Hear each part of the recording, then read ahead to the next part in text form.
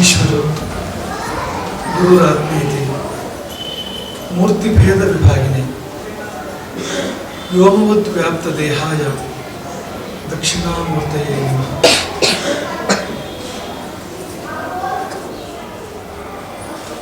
ಈ ಸ್ಥಳ, ಈ ದಿನ, ಈ ಸಮಯ ಎಲ್ಲವೂ ಶಿವನಿಗೆ ಅತ್ಯಂತ ಪ್ರಿಯವಾದದ್ದು. ಶಿವರಾತ್ರಿಯ ದಿನ, ವರ್ಷಕ್ಕೊಂದು ದಿನ, ಅದು ಶಿವನಿಗೆ ಇರುವಂಥ ದಿನ. ಈ ಸಮಯ ಸಂಧ್ಯಾ ಸಮಯ, ಶಿವನಿಗೆ ಅತ್ಯಂತ ಪ್ರಿಯವಾಗಿರ್ತಕ್ಕಂಥ ಸಮಯ. ಇಂದಿನ ಸಂಧ್ಯೆ ಅಂತೂ ಶಿವರಾತ್ರಿಯ ಸಂಧ್ಯೆ, ಅಂದರೆ ಹಗಲು ಮುಗಿದು ರಾತ್ರಿ ಪ್ರಾರಂಭ ಆಗುತ್ತೆ. ಆದರೆ ಎಂದಿನ ರಾತ್ರಿ ಅಲ್ಲ, ಅದು ಶಿವರಾತ್ರಿ. ಜಾಡ್ಯ ನಿದ್ದೆಯ ರಾತ್ರಿ ಅಲ್ಲ, ಜಾಗರಣೆಯ ರಾತ್ರಿ. ಜಾಡ್ಯದ ರಾತ್ರಿಗಳು 364 ಅಂತ ಅಂದ್ಕೊಂಡ್ರೆ, ಜಾಗರಣೆಯ ರಾತ್ರಿ, ಎಚ್ಚರದ ರಾತ್ರಿ ಒಂದೇ, ಅದು ಶಿವರಾತ್ರಿ. ಮತ್ತು ಈ ಸ್ಥಳ ರಾಮನ ಸ್ಥಳ. ರಾಮನೆಂದರೆ ಶಿವನಿಗೆ ಅತ್ಯಂತ ಪ್ರೀತಿ. ಹಾಗಾಗಿ ಶಿವರಾತ್ರಿಯ ದಿನ ರಾಮಚರಿತೆಯನ್ನು ಹಾಡಬೇಕು ಅನ್ನೋದುಂಟು. ಶಿವರಾತ್ರಿಯ ದಿನ ರಾಮ ಕಥೆಯನ್ನು ಮಾಡಬೇಕು, ರಾಮಚರಿತೆಯನ್ನು ಹಾಡಬೇಕು. ಯಾಕೆಂದರೆ ಶಿವನೇ ಸ್ವತಃ ಅದನ್ನು ಮಾಡ್ತಾನೆ. ಶಿವ ತನ್ನ ಪತ್ನಿ ಪಾರ್ವತಿಗೆ ರಾಮ ತಾರಕ ಮಂತ್ರವನ್ನು ಉಪದೇಶ ಕೊಡ್ತಾನೆ. ಮತ್ತು ಅವಳ ಪ್ರಶ್ನೆಗೆ ಉತ್ತರ ಕೂಡ ಹಾಗೆ ಕೊಡ್ತಾನೆ. ವಿಷ್ಣುವಿನ 1000 ನಾಮಗಳಿಗೆ ಮಿಗಿಲಾದ ಸುಲಭೋಪಾಯ ಬೇರೆ ಯಾವುದಿದೆ ಅಂತ ಕೇಳುವಾಗ ರಾಮನಾಮ ಒಂದು ಸಾಕು. ಸಹಸ್ರನಾಮ ತತ್ತುಲ್ಯಂ, ವಿಷ್ಣುವಿನ 1000 ನಾಮಗಳಿಗೆ ಒಂದೇ ನಾಮ ಸಮಾನ. ಹಾಗಾಗಿ ಅವನಿಗೆ ಅತ್ಯಂತ ಪ್ರಿಯ ರಾಮನೆಂದರೆ. ಅಂತಹ ಒಂದು ರಾಮ ಸನ್ನಿಧಿಯಲ್ಲಿ ನಾವೆಲ್ಲರೂ ಕೂಡ ಇದ್ದೇವೆ. ಕ್ಷೇತ್ರಗಳ ಬಗ್ಗೆ ಚಿಂತನೆ ನಡೀತಾ ಇದೆ. ಅಯೋಧ್ಯ, ಮಥುರಾ, ಮಾಯಾ, ಕಾಶಿ, ಕಾಂಚಿ, ಅವಂತಿಕ, ಈ ಒಂದು ಸರಣಿಯಲ್ಲಿ ಪ್ರವಚನ ಸಾಗ್ತಾ ಇದೆ. ನಾವು ಅಂದ್ಕೊಂಡಿದ್ದು ನಿನ್ನೆ ಕಾಂಚಿಯದ್ದು ಸ್ವಲ್ಪ ಮುಗಿಯೋದ್ರಿಂದ ಅದಾದ ಮೇಲೆ ಮುಂದಿನದು ಕೂಡ ಹಾಗೆ ಹೋಗ್ತಿದೆ ಹಾಗೆ ಅಂದ್ಕೊಂಡಿದ್ದು. ಆದರೆ ಹಾಗಾಗಲಿಲ್ಲ. ನಿನ್ನೆ ಇಡೀ ಕಾಂಚಿ ಅಮ್ಮನವರು ಇದ್ರು ಇಲ್ಲಿ, ಪ್ರವಚನ ಮುಗಿಯುವವರೆಗೂ ಕೂಡ ಅಮ್ಮನವರು ಇದ್ದಿದ್ದರಿಂದ ಮುಂದಿನದಕ್ಕೆ ಅವಕಾಶ ಆಗಲಿಲ್ಲ. ಅದು ಯಾಕೆ ಆಗಲಿಲ್ಲ ಅಂದರೆ, ಮುಂದಿನದು ಯಾವುದು ಅಂದರೆ ಅವಂತಿಕ. ಅವಂತಿಕ ಉಜ್ಜಯಿನಿ. ಅವಂತಿಕ ಮಹಾಕಾಲನ ಸಾನ್ನಿಧ್ಯ, ಅದು ಉಜ್ಜಯಿನಿ. ಆ ಮಹಾಕಾಲ ಶಿವನಿಗೆ ನಾನು ನಾಳೆ ಬರ್ತಾನಲ್ಲ ಅಂತ ಶಿವನದ್ದು ಇಚ್ಛೆ. ಶಿವನ ನಾಳೆ ಉಂಟು, ಇವತ್ತು ಮುಗಿಸೋದು ಯಾಕೆ ಇವತ್ತು ಶಿವನ ಇಚ್ಛೆ ಇದ್ದಿರಬೇಕು ಅಂತ. ಹಾಗಾಗಿ ನಿನ್ನೆ ನಡೀಲಿಲ್ಲ ಶಿವರಾತ್ರಿ ಉಜ್ಜಯಿನಿ ಕೊಡ್ತಾ ಇರತಕ್ಕಂಥ ಒಂದು ಪ್ರವಚನ. ಅದು ಇಂದಿಗೆ ಬಂತು. ಇಂದು ಅತ್ಯಂತ ಪ್ರಶಸ್ತವಾದ ಸಮಯ. ಇಂದು ಮಾತಾಡಿದ ಮತ್ತೆಂದು ಮಾತಾಡೋದು ಶಿವನ ಕುರಿತು. ಭಾವಕ್ಕೂ ವಾಕ್ಯಗೂ ಕರ್ಮಕ್ಕೂ ಎಲ್ಲಕ್ಕೂ ಹಿಂದೆ ವ್ಯಾಪ್ತಿ. ಇಂದು ಶಿವನ ಕುರಿತು ಮಾತನಾಡುವಷ್ಟು ಆಡ್ಬಿಡ್ಬೇಕು, ಮನನ ಮಾಡುವಷ್ಟು ಮಾಡಿಬಿಡ್ಬೇಕು, ಭಾವಿಸುವಷ್ಟು ಭಾವಿಸ್ಬೇಕು, ಸ್ತುತಿಸುವಷ್ಟು ಸ್ತುತಿಸ್ಬೇಕು. ಅದಕ್ಕೆ ಇಂದು ಒಂದು ಸಕಾಲ ಸುಸಂದರ್ಭ. ಹಾಗಾಗಿ ಇಂದಿಗೆ ಅದಿದೆ. ಪುರಾಣದಲ್ಲಿ ಅವಂತಿಕ ಅಂತ ಹೆಸರು ಉಜ್ಜಯಿನಿಗೆ. ಆ ಹೆಸರು ಕೂಡ ಅದ್ಭುತವಾಗಿರುವಂಥ ಹೆಸರು. ಅವಂತಿ ಅಂದ್ರೆ, ಅವಂತಿ ಅಂದರೆ ಕಾಪಾಡುವವಳು, ಕಾಪಾಡ್ತಾ ಇರುವವಳು, ಕಾಪಾಡುವವಳು ಅಂತ ಕೂಡ. ಈ ಪ್ರೆಸೆಂಟ್ ಕಂಟಿನ್ಯೂಸ್ ಟೆನ್ಸ್ ಅಂತ ಬರ್ತಾರೆ ಇಂಗ್ಲೀಷಲ್ಲಿ. ಆ ರೀತಿಯಲ್ಲಿ ಕಾಪಾಡ್ತಾ ಇರುವವಳು ಅವಂತಿ. ಅಂದ್ರೆ ಇಂದು ಅಂತಲ್ಲ, ನಿನ್ನೆ ಅಂತಲ್ಲ, ನಾಳೆ ಅಂತಲ್ಲ, ಯಾವಾಗಲೂ ಸದಾಕಾಲವು ಕಾಪಾಡ್ತಾ ಇರೋಳು. ಏನಾದರೂ ಕಷ್ಟ ಬಂದರೆ ಅವಾಗ ಬಂದು ಕಾಪಾಡ್ತಾಳೆ ಅಂತ ಕೂಡ ಅಲ್ಲ, ನಿರಂತರವಾಗಿ ಸತತವಾಗಿ ಕಾಪಾಡ್ತಾ ಇರುವವಳು. ಆ ಭೂಮಿ, ಆ ಮಣ್ಣು, ಆ ಭೂಮಿ ತಾಯಿ ಹಾಗೆ ಅವಂತಿ ಅವಳು, ಅವಂತಿಕಾ ಅವಳು. ಯಾಕೆಂದ್ರೆ ಅಲ್ಲಿ ಮಹಾಕಾಲನಿದ್ದಾನೆ, ಕಾಲವನ್ನೇ ಮೀರಿದವನಿದ್ದಾನೆ. ಕಾಲವೂ ಅವನಿಗೆ ಭೋಜನ, ಕಾಲವೂ ಅವನಿಗೆ ಆಹಾರ ಅಂಥವನಿದ್ದಾನೆ. ಮಹಾಕಾಲ ಅಂದರೆ ಅದು ಕಾಲ ಕೂಡ ಅವನಿಗೆ ಊಟ, ಉಪಹಾರ, ಮಹಾಕಾಲ. ಇದು ಕೂಡ ಮಹಾಕಾಲವೇ, ನಿತ್ಯವೂ ನಡೆಯೋದು ಕಾಲ. ಆದರೆ ಇಂದು ಮಹಾಕಾಲ, ದೊಡ್ಡ ಕಾಲ, ವಿಶೇಷವಾಗಿರ್ತಕ್ಕಂಥ ಕಾಲ. ದೊಡ್ಡ ಕಾಲ ಅಂದ್ರೆ ಏನು? ಯಾವುದರಿಂದ ಜೀವ ದೊಡ್ಡವನಾಗ್ತಾನೋ ಅಂತ ಕಾಲ, ಯಾವುದರಿಂದ ಆತ್ಮಕ್ಕೆ ನಿಜವಾಗಿ ದೊಡ್ಡತನ ಬರ್ತದೋ. ಈಗ ಆಗಿಲ್ಲ, ಈಗ ಆತ್ಮಕ್ಕೆ ಬಂಧನ ಇದೆ. ಆತ್ಮದ ವ್ಯಾಪ್ತಿ ದೇಹವೆಂಬ ಸೆರೆಮನೆ, ಇದ್ರ ಆ ಕಡೆ ಈ ಕಡೆ ವ್ಯಾಪ್ತಿ ಇಲ್ಲ. ಪ್ರಪಂಚ ವ್ಯಾಪ್ತಿಯಾಗಿರ್ಬೇಕಾಗಿರ್ತಕ್ಕಂಥ ಆತ್ಮ ಎಲ್ಲವೂ ನಾನು, ಎಲ್ಲೆಲ್ಲೂ ನಾನು ಅಂತಿರಬೇಕಾಗಿದ್ದು ಕೇವಲ ಒಂದೇ ಒಂದು ಶರೀರಕ್ಕೆ ಸೀಮಿತವಾಗಿದೆ. ಆ ಶರೀರದಲ್ಲಿ ಕೂಡ ಪೂರ್ತಿ ವ್ಯಾಪ್ತಿ ಇಲ್ಲ ಆತ್ಮಕ್ಕೆ. ಈ ಶರೀರದಲ್ಲಿ 4 ಹಂತಗಳಿದ್ದಾವೆ. 4 ಅಂತಸ್ತಿನ ಮನೆ ಶರೀರ. 4 ಅಂತಸ್ತು ಯಾವುದು ಅಂದರೆ ಜಾಗೃತಿ, ಸ್ವಪ್ನ, ಸುಷುಪ್ತಿ ಮತ್ತು ತುರಿಯ, ಇನ್ನು 4 ಅಂತಸ್ತುಗಳು. ಜಾಗೃತ ಅಂದರೆ ಎಚ್ಚರ, ಸುಷುಪ್ತಿ ಅಂದರೆ ಗಾಢ ನಿದ್ರೆ, ಸ್ವಪ್ನ ಅಂದರೆ 2ರ ಮಧ್ಯೆ ಇರುವಂಥದ್ದು. ಎಚ್ಚರ ಇದೆ, ಅದರ ಒಳಗೊಳಗೆ, ಹೊರಗಡೆಗಲ್ಲ. 3 ಅವಸ್ಥೆಗಳು. ಜಾಗೃತ ಅಂದರೆ ಇಂದ್ರಿಯಗಳು ಹೊರ ಜಗತ್ತನ್ನು ನೋಡ್ತಾ ಇರ್ತವೆ. ಸ್ವಪ್ನ ಅಂದರೆ ಇದೇ ಇಂದ್ರಿಯಗಳು ಒಳ ಜಗತ್ತಲ್ಲಿ ನೋಡ್ತಾ ಇರ್ತೇವೆ. ಒಳ ಜಗತ್ತಲ್ಲಿ ಅಂದರೆ ಆತ್ಮದ ಜಗತ್ತಿನಲ್ಲಿ ಎಲ್ಲ ಮಾಡ್ತಾ ಇರುವಂಥದ್ದು. ಆಮೇಲೆ ಮೊದಲನೇ ನೆನಪುಗಳು, ಸಂಸ್ಕಾರಗಳು ಅಲ್ಲೆಲ್ಲ ಓಡಾಡ್ತಾ ಇರ್ತೇವೆ. ಅದು 2ನೇದು. 3ನೇದು ಗಾಢ ನಿದ್ದೆ, ಎಚ್ಚರ ಇಲ್ಲ, ಒಳಗೂ ನೋಡ್ತಾ ಇಲ್ಲ, ಹೊರಗೂ ನೋಡ್ತಾ ಇಲ್ಲ, ಕತ್ತಲೆ. ಕೊನೆಯದು ತುರಿಯ. ಆ ಕೊನೆಯದು ಯಾವುದು ಅಂದರೆ ಅಲ್ಲಿ ಎಚ್ಚರ ಇದೆ, ಬೆಳಕಿದೆ ಅಲ್ಲಿ. ಹಾಗಂತ ಹೊರಗಿನ ಪ್ರಪಂಚ ಕಾಣ್ತಾ ಇಲ್ಲ, ಯಾಕೆಂದ್ರೆ ಆತ್ಮ ಕಾಣ್ತಾ ಇದೆ. ಆತ್ಮ ಕಾಣ್ತಾ ಇರುವಂಥ ಒಂದು ಅವಸ್ಥೆ, ಪರಮಾತ್ಮ ಕಾಣ್ತಾ ಇರುವಂಥ ಒಂದು ಅವಸ್ಥೆ. ಆಗ ಅದು ಕಾಣುವ ಹೊತ್ತಲ್ಲ ಪ್ರಪಂಚ ಕಾಣೋದಿಲ್ಲ, ಪ್ರಪಂಚ ಕಾಣುವ ಹೊತ್ತಲ್ಲಿ ಅದು ಕಾಣೋದು ಬಹಳ ಕಷ್ಟ. ಹಾಗಾಗಿ ಅಂತ ಒಂದು ಸ್ಥಿತಿ. ಇಲ್ಲೇ ಈ 4 ಅಂತಸ್ತರೇ ನಮ್ಗೆ ವ್ಯಾಪ್ತಿ ಇಲ್ಲ, 3 ಅಂತಸ್ತಲ್ಲಿ ಮಾತ್ರ ವ್ಯಾಪ್ತಿ ಇರೋದು. 4ನೇ ಅಂತಸ್ತಿಗೆ ಹೋಗುವಾಗ ಕಾಲು ಕುಂಟು ಆಗಿದೆ. ಹಾಗಾಗಿ ಬಂಧನ ಇದು. ಈ ಆತ್ಮ ದೊಡ್ಡವನಾಗಬೇಕು. ಈಗ ಒಂದು ದೊಡ್ಡ ಮನೆಯಲ್ಲಿ ಒಂದೇ ಕೋಣೆಯಲ್ಲಿ ಕೂಡ ಹಾಕಿದಾಗಿದೆ. ಅದು ಮನೆಯೆಲ್ಲ ಓಡಾಡಬೇಕು ಅಂತ. ಆ ಸ್ವಾತಂತ್ರ್ಯ ಬರಬೇಕು ಅಂದರೆ ಅದಕ್ಕೆ ತಗೋಬೇಕು. ಈ ಮಹಾಕಾಲದ ಸಾಧನೆ ಮಾಡಬೇಕು ನಾವು. ಇಂದಿನ ಈ ಶಿವರಾತ್ರಿಯ ಮಹಾಕಾಲದಲ್ಲಿ ಸಾಧನೆ ಮಾಡಬೇಕು.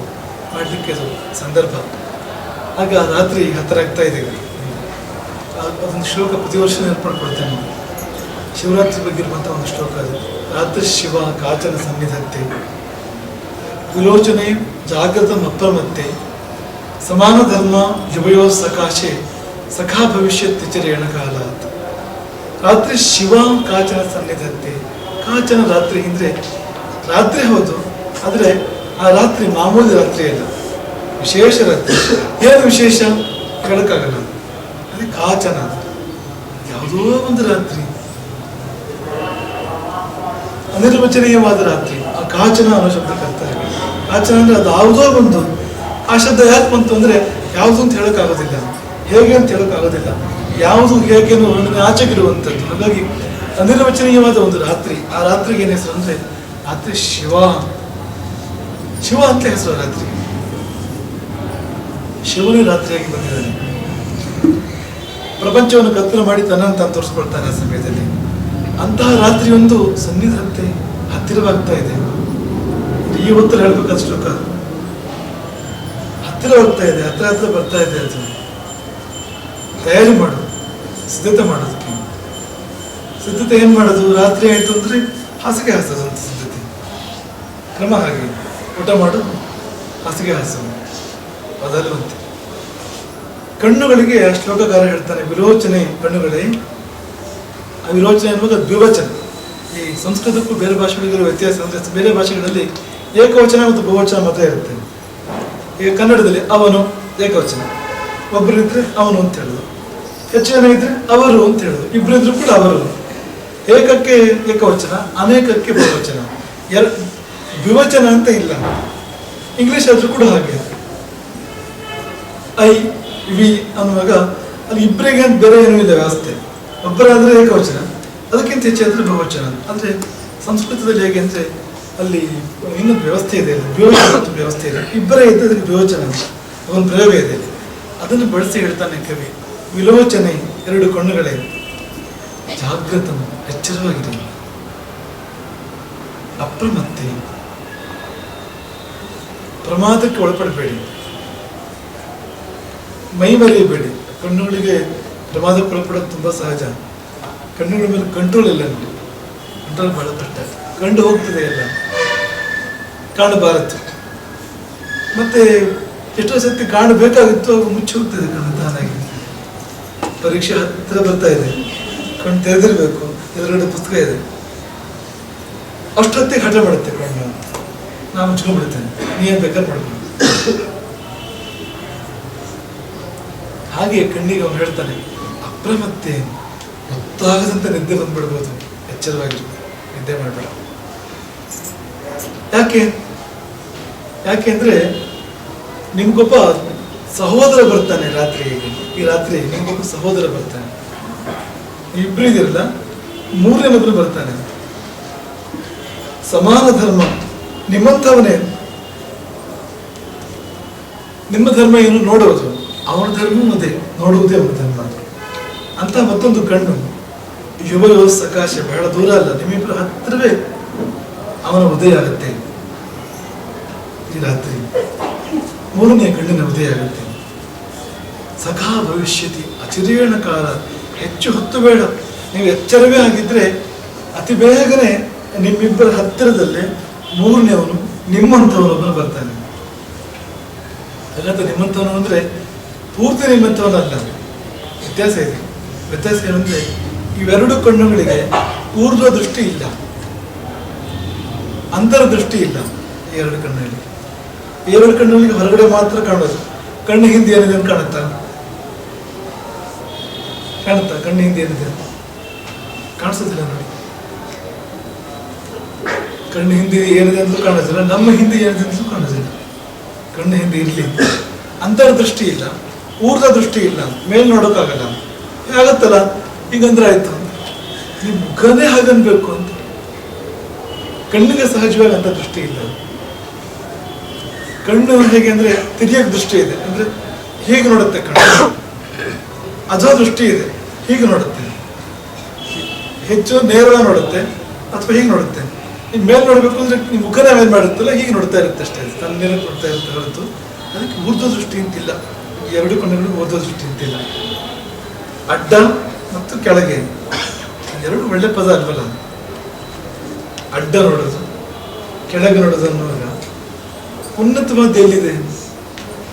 ಇದು ಪೂರ್ತಿ ಭುವಿಯ ದೃಷ್ಟಿ. ಆ ಮೂರನೇದ್ರದ್ದು ದಿವ್ಯ ದೃಷ್ಟಿ, ದಿವ್ಯ ದೃಷ್ಟಿ ಅಥವಾ ದಿವ್ಯ ದೃಷ್ಟಿ ನೋಡಿ. ಅದೊಂದು ಬರುತ್ತೆ ನೋಡಿ, ದಿವೀವ ಚಕ್ಷುರಾತತಂ ಅನ್ನೋ ಪದ ಬರುತ್ತೆ. ತದ್ವಿಷ್ಣು ಪರಮಂ ಪದಂ ಸದಾ ಪಶ್ಯಂತಿ ಸೂರ್ಯ.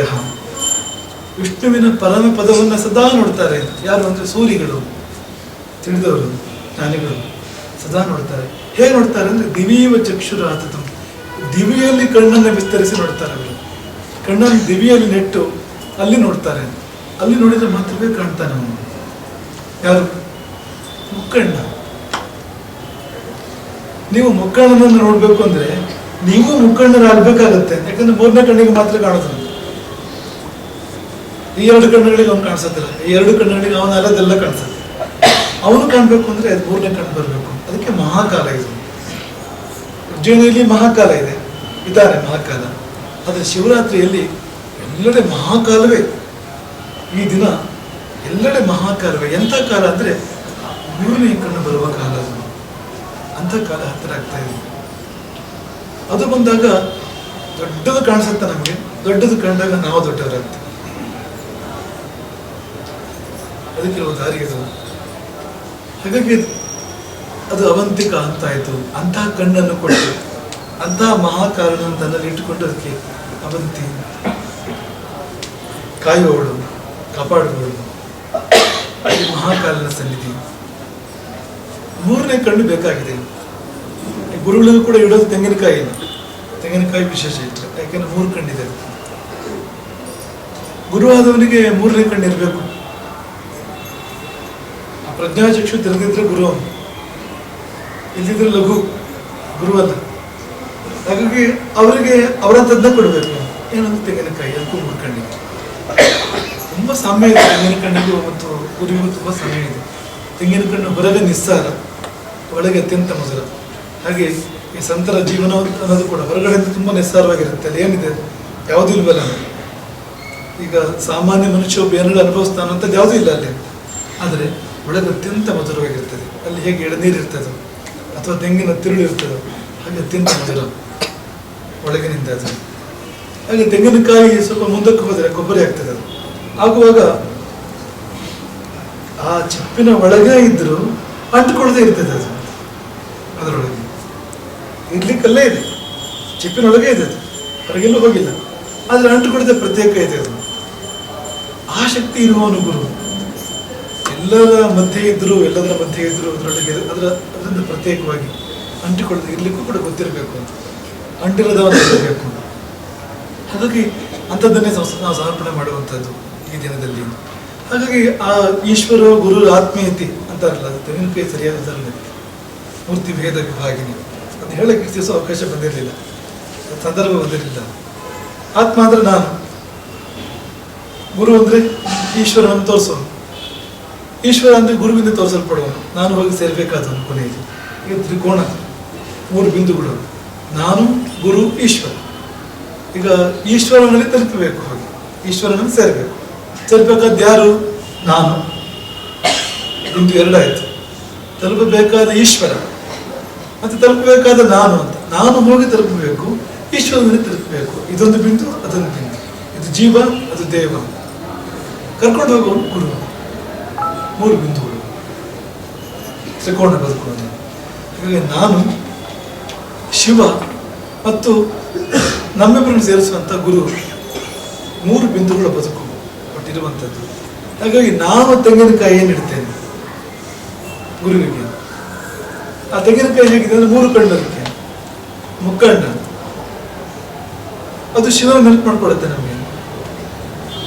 ಈಶ್ವರ ಗುರುಡ ಆತ್ಮೀಯತೆ ಅನ್ನೋ ಒಂದು ಆ ಒಂದು ಪದಗುಚ್ಛಕ್ಕೆ ಈ ತೆಂಗಿನಕಾಯಿ ಹಿಡಿದು ಎಷ್ಟು ಹತ್ರ ಇದೆ ಅಂದರೆ 3 ಸೇರಿಸುತ್ತೆ. ಅದು ತೆಂಗಿನಕಾಯಿ ಮುಕ್ಕಣ್ಣ, ಇಡುವುದು ಗುರುವಿಗೆ, ಇಡುವವನು ನಾನು. ಅಲ್ಲಿ ಮುಕ್ಕಣ್ಣನೂ ಬಂದ, ಗುರುವೂ ಬಂದ, ಮತ್ತೆ ನಾನೂ ಬಂದೆ. ಈಶ್ವರ ಗುರುಡ ಆತ್ಮೀಯತೆ ಅದು ಆ ಶ್ಲೋಕ ತುಂಬ ಎತ್ತರ ಇದೆ. ಅದು ಹೇಳುತ್ತೆ, ಅದು 3 ಅಲ್ಲ, ಅದು ಒಂದೇ. ಅದು ಅವನೇ 3 ತೋರುವುದು. ನಾನೇನು ನಾನಲ್ಲ, ಅವನೇ ನಾನು. ಗುರುವೇನು ಗುರುವಲ್ಲ, ಅವನೇ ಗುರು. ಶಿವ ಸ್ವಯಂ ಶಿವನೇ, ಶಿವನೇ 3 ರೂಪವನ್ನು ತಾಳಿದ್ದು ಈಶ್ವರ ಗುರುಡ ಆತ್ಮೀಯತೆ. ಹಾಗೆ ಅಂಥ ಶಿವ ವಿಜೃಂಭಿಸ್ತಾನೆ ಉಜ್ಜಯಿನಿಯಲ್ಲಿ. ಉಜ್ಜಯಿನಿ ಅಂತ ಸರ್, ಅಲ್ಲಿ ಉತ್ತಂದ್ರೆ ಎತ್ತರ, ಜಯ ಅಂದ್ರೂ ಅದೇ ಎತ್ತರದ ಜಯ, ಎತ್ತರದ ಸ್ಥಿತಿ ಹಾಗನ್ಬೋದು. ಜಯ ಅಂದ್ರೆ ಎತ್ತರದ ಸ್ಥಿತಿ. ಉಜ್ಜಯ ಅನ್ಬೇಕಾದ್ರೆ ಅತ್ಯಂತ ಎತ್ತರದ ಸ್ಥಿತಿ, ಎತ್ತರದಲ್ಲಿ ಕೂಡ ಮತ್ತು ಎತ್ತರ. ಮತ್ತಲ್ಲಿ ಜಯ ಇದೆ. ಆ ಊರಿಗೆ ಅಲ್ಲಿ ಶಿವಭಕ್ತರು ಜಾಸ್ತಿ ಅಂತೆ. ಯಾವಾಗ ಅಂದ್ರೆ ಈ ಮಹಾಕಾಲ ಅಲ್ಲಿ ಬರೋಕ್ಕಿಂತ ಮುಂಚೆ ಶಿವಭಕ್ತರು ಜಾಸ್ತಿ ಅಂತೆ ಊರಿಗೆ. ಆ ಊರಿಗೆ ರಾಕ್ಷಸನೊಬ್ಬನ ಪೀಡೆ ಆಯ್ತು. ರತ್ನಮಾಲಾ ಪರ್ವತ ಅಂತ ಒಂದು ಪರ್ವತ ಹತ್ತಿರ ಇತ್ತಲ್ಲಿ. ಅಲ್ಲಿ ದೂಷಣ ಅಂತ ಒಬ್ಬ ರಾಕ್ಷಸ. ದೂಷಣ ಅಂದ್ರೆ ದೂಷಿಸುವವನು, ಆ ಶಬ್ದಕ್ಕೆ ಅರ್ಥ ಅಷ್ಟೇ, ದೂಷಿಸುವವನು. ದೂಷಿಸುವವನು ಅಂದ್ರೆ ದೋಷ ಉಂಟು ಮಾಡುವವನು. ದೂಷಿಸುವುದು ಅಂದ್ರೆ ಅದೇ ಶಬ್ದಕ್ಕೆ ಅರ್ಥ, ಮೂಲ ಅರ್ಥ ದೋಷ ಉಂಟು ಮಾಡುವವನು. ಹೆಸರಾಗಿದೆ. ಅವನಿಗೆ ಬ್ರಹ್ಮದೇವರ ವರದ ಮದ ಇತ್ತು. ಆ ರಾಕ್ಷಸರಿಗೆ ಅದೇ ಕೆಲಸ, ಅವರು ತಪಸ್ಸು ಮಾಡಿ ವರ ಪಡ್ಕೊಳ್ಳೋದು, ಆಮೇಲೆ ಪ್ರಪಂಚವನ್ನು ಪೀಡಿಸೋದು. ಅದರಿಂದಾಗಿ ಲೋಕ ಕಟ್ಟಕನಾಗಿದ್ದ. ಜಗತ್ತೆಲ್ಲ ಪೀಡಿಸಿ ಸಾಲು ಅನ್ನೋದಕ್ಕೆ ಅವಂತಿಗೆ ಬಂದವನು, ಉಜ್ಜಯಿನಿಗೆ ಬಂದವನು. ಉಜ್ಜಯಿನಿ ತುಂಬ ಪ್ರಖ್ಯಾತವಾಗಿತ್ತು. ಅವತ್ತಿನ ಕಾಲದಲ್ಲಿ ಪ್ರಖ್ಯಾತವಾಗಿತ್ತು. ಅಲ್ಲಿಗೆ ಬಂದ. ಅಲ್ಲಿರುವ ಎಲ್ಲ ಸಜ್ಜನರನ್ನು ಸ್ವಲ್ಪ ಬಿಡಿಸೋಕೆ ಶುರು ಮಾಡಿದ. ಆ ಎಲ್ಲ ಶಿವಭಕ್ತರು ಶಿವನಿಗೆ ಮೊರೆ ಹೋದರು. ಶಿವ ಪ್ರಕಟವಾಗಿ ಸೇನಾ ಸಮೇತನಾದ ಆ ದೂಷಣನನ್ನ ಕ್ಷಣಮಂತ್ರದಲ್ಲಿ ಭಸ್ಮ ಮಾಡ್ತಾನೆ. ಶಿವ ನಾಶ ಮಾಡಿಬಿಡ್ತಾನೆ. ಆ ದುಷ್ಟ ರಾಕ್ಷಸರನ್ನ ಸೈನ್ಯ ಸಹಿತವಾಗಿ ಭಸ್ಮಗೊಳಿಸಿದ ಶಿವ. ಇಷ್ಟೇ ಆದ್ರೆ ಮಾಮೂಲಿ ಕಥೆ ಆಗಿರ್ತಿತ್ತು. ಇನ್ನು ಒಂದೇ ಒಂದು ಸಣ್ಣ ಅಂಶ ಸೇರುತ್ತಲ್ಲಿ. ಅದೇನು ಅಂದ್ರೆ ಆ ಶಿವಭಕ್ತರು ಶಿವನನ್ನು ಗಟ್ಟಿ ಹಿಡ್ಕೊಂಡು ಬಿಟ್ರಂತೆ. ನೀನು ಹೋಗ್ಬಾರ್ದು, ಇಲ್ಲೇ ಇರಬೇಕು.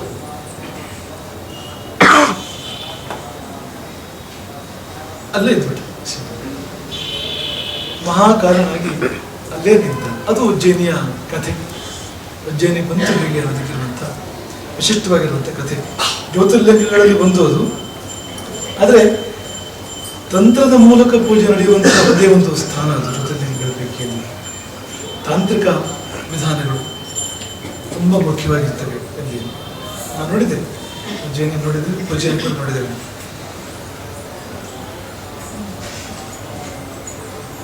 ಅಲ್ಲಿ ಒಂದು ವಿಶೇಷ ಅಂದರೆ ಭಸ್ಮಾರತಿ ಅಂತ ನಡೆಯುತ್ತೆ ಅಲ್ಲಿ ಉಜ್ಜಯಿನಿ. ಬೆಳಗಿನ ಜಾವ ನಡೆಯುತ್ತೆ ಭಸ್ಮಾರತಿ. ಅದರ ಬಗ್ಗೆ ದಿನಗಟ್ಟಲೆ ಮಾತನಾಡಬಹುದು ಅಂತ ಒಂದು ವಿಶೇಷತೆ ಇದೆ. ಭಸ್ಮಾರತಿ, ಆರತಿ ಅಂದರೆ ಪೂಜೆ ಅಂತ ಅಲ್ಲಿ ಆವರಣ ಭಾಷೆಯಲ್ಲಿ. ಆರತಿ ಅಂದರೆ ಪೂಜೆ, ಭಸ್ಮಾರತಿ ಅಂದರೆ ಭಸ್ಮ ಪೂಜೆ. ನಾವು ನಿಮ್ಗೆ ಈಗಲೇ ಹೇಳಿದ್ವಲ್ವಾ, ಭಸ್ಮ ಮಾಡಿದ ಯಾರನ್ನ, ಆ ದೂಷಣಗಳನ್ನು ಭಸ್ಮ ಮಾಡಿದ. ಏನು ಶಿವನಿಗೆ ಸಿಟ್ಟು ಅಂದರೆ ಸುಟ್ಟು ಭಸ್ಮ ಮಾಡ್ಬಿಟ್ನಲ್ಲ ಅವನನ್ನು, ಪಾಪ ರಾಕ್ಷಸನನ್ನು. ರಾಕ್ಷಸ ಅಂದ್ರೆ ಪಾಪ ತಾನೆ, ಪಾಪ ಮಾಡೋನು ರಾಕ್ಷಸ ಅಂದರೆ ಹಾಗಲ್ಲ. ಭಸ್ಮ ಅನ್ನೋದೇನಂತ ದೂರದ ವಸ್ತು ಅಲ್ಲ ಅವನಿಗೆ. ಈ ಭಸ್ಮಾರತಿಯ ವೈಶಿಷ್ಟ್ಯ ಏನು ಅಂದರೆ ನಿತ್ಯವೂ ಆ ಸಮಯದಲ್ಲಿ ಶವಭಸ್ಮ ಅಂತಂದು ಪೂಜೆ ಮಾಡಬೇಕು ಶಿವನಿಗೆ ಪ್ರತಿನಿತ್ಯವೂ ಕೂಡ. ಉಜ್ಜಯಿನಿಯ ಮಹಾಕಾರನಿಗೆ ಪ್ರತಿನಿತ್ಯವೂ ಆ ಸಮಯದಲ್ಲಿ ಬಿಸಿ ಬಿಸಿ ಭಸ್ಮವನ್ನು, ಬಿಸಿ ಬಿಸಿ ಭಸ್ಮ ಅಂತ ಪೂಜೆ ಮಾಡ್ತಾರೆ ಅಲ್ಲಿ. ಅದಕ್ಕೆ ಅದನ್ನು ನೋಡ್ಲಿಕ್ಕೆ ಎಲ್ಲೆಲ್ಲಿಂದ ಜನ ಬರ್ತಾರೆ. ಆ ಸಮಯದಲ್ಲಿ ಅಲ್ಲೆಲ್ಲೂ ಜಾಗ ಇರೋದಿಲ್ಲ. ಅದನ್ನು ತರುವವರು ಇದ್ದಾರೆ, ತರುವವರು ಸಾಧಕರು, ಶಿವಪಂಥದವರು ಇದ್ದಾರೆ, ಅದನ್ನು ತರುವಂಥವ್ರು. ಅವ್ರನ್ನ ನೋಡಿದರೆ ಶಿವನ ಹಾಗೆ ಕಾಣಿಸುತ್ತೆ ಅಂತ. ಆ ರೀತಿ ನೀವು ನೋಡುವ ಕಣ್ಣಿದ್ರೆ ಅವರು ಸ್ಮಶಾನದಾಗ ಕಾಣ್ತಾರೆ. ಅದು ನೋಡಿದರೆ ಅವರು ಕಣ್ಣಿದ್ರೆ ಶಿವನ ಹಾಗೆ ಕಾಣ್ತಾರೆ. ತುಂಬ ಅದ್ಭುತವಾಗಿರ್ತದೆ ಆ ಪೂಜೆ. ಶಿವನ್ ಎಂಥವನಂದ್ರೆ ಶಿವನಿಗೆ ತನ್ನ ಭಕ್ತರು ಅಶುಚಿ ಅಲ್ವೇ ಇಲ್ಲ ಅವನಿಗೆ. ಚಿತಾಭಸ್ಮಾಲೇಪ, ಶಿವ ಹಚ್ಚುವ ಭಸ್ಮ ಯಾವುದು ಅಂದರೆ ಚಿತೆಯ ಭಸ್ಮ. ಅಂಥದ್ದು ಇನ್ನೊಂದು ದೇವರು ನಿಲ್ಲಿಸಿದ ಕರ್ತ. ತನ್ನ ಭಕ್ತ ಅವನ ಶವವಾದರೆ, ನನ್ನ ಭಕ್ತ ಶವವಾದರೆ ಅವನ ಭಸ್ಮವನ್ನು ಮೈ ತುಂಬ ಹಚ್ಕೊಳ್ಳೋನು ಅವನು. ಅಂದ್ರೆ ಆ ಭಕ್ತನನ್ನ ಎಲ್ಲಿಟ್ಕೊಳ್ತಾನೆ ಅವನು, ಹೇಗೆ ನೋಡ್ತಾನೆ ಅವನನ್ನ. ಇಂತಹ ಸ್ಥಾನ ಅವನಿಗೆ, ಭಕ್ತನಿಗೆ. ಅವನ ಗಣಗಳು ಆಯುಧ ತಂದು ಕೊಡ್ತಾ ಅವನಿಗೆ ಭಸ್ಮವನ್ನ. ಎಷ್ಟು ಚೆಂದ ಇದೆ ನೋಡಿ ಅಂತ. ನೀವು ಅದನ್ನು ಬೇರೆ ಕಣ್ಣಲ್ಲಿ ನೋಡಬಾರ್ದು, ಬೇರೆ ದೃಷ್ಟಿಯಿಂದ ನೋಡಬಾರ್ದು. ಶವ ಅಂದ ಕೂಡಲೇ ತ್ಯಾಜ್ಯ ಅಂತ ತಗೊಳ್ಬೇಡಿ. ಪುರುಷ ಸೂಕ್ತ ಪ್ರಯೋಗ ಮಾಡುವ ಕ್ರಮ ಇದೆ. ಒಬ್ಬ ವ್ಯಕ್ತಿ ತೀರ್ಕೊಂಡ ಮೇಲೆ ಸ್ನಾನ ಮಾಡಿಸುವಾಗ ಅದಕ್ಕೆ ಪುರುಷ ಸೂಕ್ತ ಅಂತ ಪ್ರಯೋಗ ಮಾಡುವ ಕ್ರಮ ಇದೆ. ಯಾಕೆಂದ್ರೆ ಪುರುಷ ಇದ್ದ ಅಲ್ಲಿ. ಪುರುಷ ಅಂದ್ರೆ ಗಂಡಸು ಅಂತ ಅಷ್ಟೇ ಅರ್ಥ ತಗೊಳ್ಬೇಡಿ. ಪುರುಷ ಅಂದ್ರೆ ಆಮೇಲೆ ಆಗಿ ಸೀಮಿತ ಅರ್ಥ ಬಂದಿತ್ತು. ಪುರುಷ ಅನ್ನೋದಕ್ಕೆ ಗಂಡಸು ಅನ್ನೋ ಅರ್ಥ ಬಂದಿದ್ದು ಆಮೇಲೆ. ಪುರುಷ ಅಂದ್ರೆ ಜೀವ ಅಂತ ಅರ್ಥ ಅಷ್ಟೇ. ಪುರ ಅಂದ್ರೆ ಈ ಶರೀರ, ಅಲ್ಲಿ ಶೇತೆ ಒಳಗೆ ಸುತ್ತವಾಗಿರುವವನು. ಅದು ಗಂಡಸು ಆಗ್ಬೋದು, ಹೆಂಗಸು ಆಗ್ಬೋದು, ಎಲ್ರಿಗೂ ಪುರುಷ ಅನ್ನೋ ಪದ ಇರುವಂಥದ್ದು. ಅದು ಕೊನೆಗೆ ಅವ್ರು ಒಬ್ಬರೇ ಇಟ್ಕೊಂಡ್ಬಿಟ್ರು ಅಂತ ಹೇಳಿದ್ರು, ನಮ್ಗೆ ಇಲ್ಲಿ ಅಂತ ಹಾಗಾಯ್ತದ. ಹಾಗಲ್ಲ, ಎಲ್ರಿಗೂ ಇರುವಂಥದ್ದು. ಹಾಗೆ ಪುರುಷ ಸೂಕ್ತದಿಂದ ಅಭಿಷೇಕ ಮಾಡ್ತಾರೆ ಶವಕ್ಕೆ. ಅದೇನು ಅಂತಹ ಮೇಲಿಗೆ ಏನಾದ್ರು ನೀವು ತಗೋಬೇಕಾಗಿಲ್ಲ ಅಂತ. ಅದು ಒಂದೇ ಆಂಗಲಲ್ಲಿ ಹಾಗೆ ಅಂತ ಅಷ್ಟೇ ಹೊರತು ಅದು ದೇವಾಲಯವಾಗಿದ್ದು ಈವರೆಗೂ. ಹಾಗಾಗಿ ಆ ಶವಕ್ಕೆ ಎಷ್ಟು ಮರ್ಯಾದೆ ಶಿವ ಕೊಡ್ತಾನೆ ಅಂದರೆ ಮೈ ತುಂಬ ಹಚ್ಕೊಳ್ತಾನೆ ಭಸ್ಮವನ್ನು. ಅಂದ್ರೆ ಏನು, ಆ ಭಸ್ಮದಾರತೆಗೆ ನೀವು ಎಷ್ಟು ನೀವು ಅದ್ರ ಬಗ್ಗೆ ಹೇಳಿದ್ರು ಕೂಡ ಕಡಿಮೆ ಅಂತ. ಆ ಭಕ್ತ ಅವನಿಗೆಲ್ಲ ಹೋಗಿ ಸೇರ್ತಾನೆ. ಯೋಚನೆ ಮಾಡಿ, ಏನಾಗ್ತಾನೆ ಭಕ್ತ? ಶಿವನ ಮೈಯಲ್ಲೆಲ್ಲ ವ್ಯಾಪ್ತಾನ ಬಿಡ್ತಾನೆ ಅವನು ಅಂತ. ಅಂದ್ರೆ ಶಿವನೊಳಗೆ ಸೇರಿ ಹೋಗ್ತಾನೆ. ಶಿವ ಬಳ್ಕೊಳ್ತಾನೆ ಅವನನ್ನು ತನ್ನ ಮೈ ತುಂಬ ಅನ್ನೋದು ಅದ್ವೈತವನ್ನು ಹೇಳುತ್ತೆ. ಹೋಗಿ ಅಲ್ಲಿ ಸೇರೋದನ್ನು ಹೇಳುತ್ತೆ. ಅದು ಭಸ್ಮ ಅಂತ ಶರೀರಂ. ಈ ಶರೀರದ ಬಗ್ಗೆ ವೇದ ಹೇಳೋದಾಗಿ ಭಸ್ಮ ಅಂತ ಹೋಗಿ ಮುಕ್ತ ಆಗೋದಲ್ಲಿ ಭಸ್ಮದಲ್ಲಿ ಅದು ಶುದ್ಧವಾದ ರೂಪ ಭಸ್ಮ ಅಂದ್ರೆ. ಅಂದ್ರೆ ಅದೇನು ಭಸ್ಮ ಅಂದ್ರೆ ನೋಡಿ, ಇದು ಹಳಸೋದಿಲ್ಲ, ಕೊಳೆಯೋದಿಲ್ಲ. ಅದು ಭಸ್ಮ ಅಂದ್ರೆ ಅಷ್ಟು ಶುದ್ಧ ಅದು ಅಂತ. ಅದು ಏನೂ ಆಗೋದಿಲ್ಲ. ಬೇರೆ ಎಲ್ಲವೂ ಕೂಡ ನೋಡಿ ಮಾಸ್ತವೆ, ಹಳಸ್ತವೆ, ಅಥವಾ ದುರ್ಗಂಧ ಬರ್ಬೋದು, ಅದರಿಂದ ಏನೇನೋ ಆಗ್ಬೋದು ಅದು ಅಂತ.